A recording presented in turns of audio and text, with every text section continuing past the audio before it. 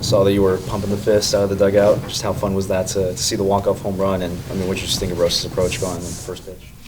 I love walk-offs because walk-offs say that as long as we have innings, as long as we have outs, we expect to win the ball game, and that anybody in this lineup can do it. So Bracey just had a really nice day, and to come up first pitch and walk it off, like that's why we play for moments like that. So. Last weekend it was the same situation with Washington. You guys couldn't come away with that third game. What was just different about today that you guys were able to complete the sweep your second time in the Big Ten series? Yeah, we had to push really hard today. We had to push, and I just honestly, everything Paige had to say, she's right on the money. It's just understanding that just every day brings a new day. I always tell them every day you get a brand new umpire, you get a brand new day, you get just everything is brand new, and what you did prior is what you did prior. It has nothing to do with today. So it's just the whole year. It's learning and growing, and understanding how we're going to just continue to get better. Like, this is a really good team, but we gotta continue to find ways to get better. Paige talked about the mentality that teams typically have when they're down 2-0 in a series, not wanting to get beat 3 times in a row. And you know better than anybody else, it's really hard to beat a team 3 times in a row. What kind of goes into the mentality? What kind of goes in the mentality of talking to your team before a third game of a series, knowing you're up 2-0, knowing that you're really going to get a really good swing and punch from the team across the dugout from you guys? For a lot of our young athletes, this is their first time playing in a 3-game series.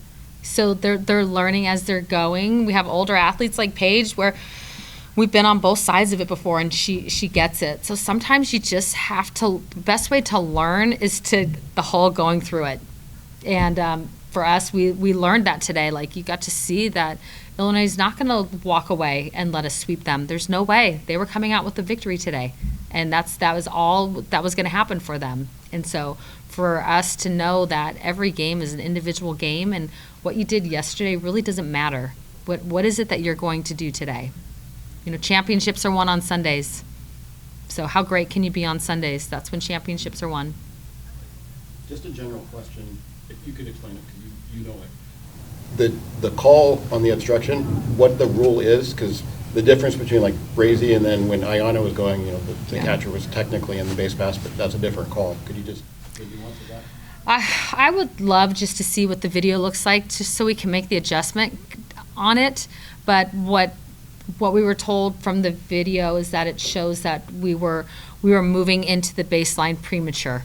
That's what it is that you're premature with your positioning. Either your positioning is premature and you're there to begin with and it's obstruction, or you're moving premature, and then that's why they're calling it as well. So, yep, and we got to make that adjustment. We can't, we've had some great throws from the outfield, we had her out by a couple steps, and we need to get that out versus giving up the run because of obstruction. So we'll get that we'll make that adjustment. You guys are already 2 series in the conference play, but now you get a taste of some Big Ten travel, going all the way to Piscataway. Just what are you looking forward to with that trip? And what does the preparation look like this week with long travel ahead?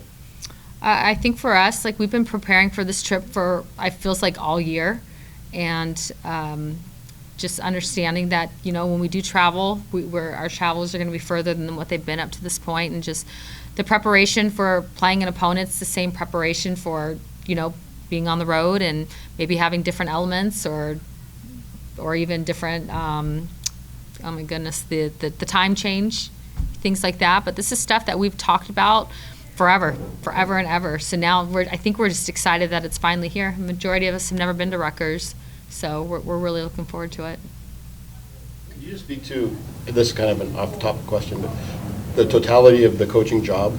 You guys have just done a three-game series, you put in all the work, but after yesterday's game, you're continuing to spend hours and hours doing camps, things like that. It's not just related to what we see out on the field. You're doing all the stuff behind the scenes with you and the staff, and just how the overall arch. It's not just what people see on the field. You guys are working and grinding all the time. Yes, definitely. Just in all areas, all of our areas that are required for us to be great, with the bottom line, it never stops for us. And so lots of times you all don't see that. Today you do see that because, these guys are getting ready to go afterwards, but it doesn't. It's just constant. we'll get our recruiting class, and you think like, okay, we got a couple months off, and we're like, all right, like on to the next. Like it's just always on to the next. So that mindset with the different things that we do, I would take it right back into each game. Like you win the game, celebrate, great, on to the next. It's just when we are at our best, we're just constantly on to the next and preparing for what's coming.